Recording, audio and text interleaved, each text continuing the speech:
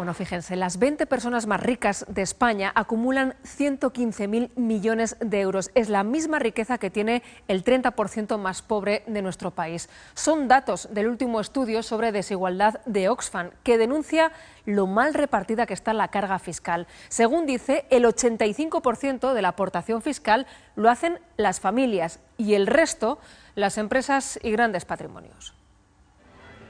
La desigualdad empieza a ser marca España.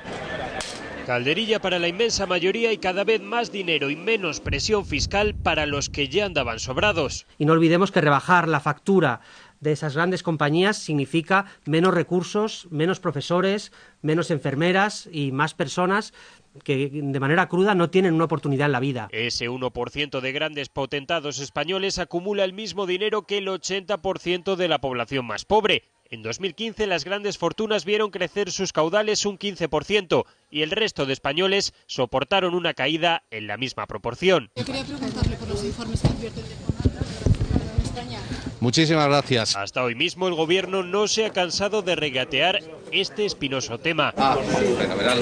Más datos difíciles de digerir. Un alto cargo del IBEX cobra 158 veces más que un empleado raso. Las cotizadas han aumentado sus filiales en paraísos fiscales un 44%. Las SICAVs no paran de crecer en número y facturación.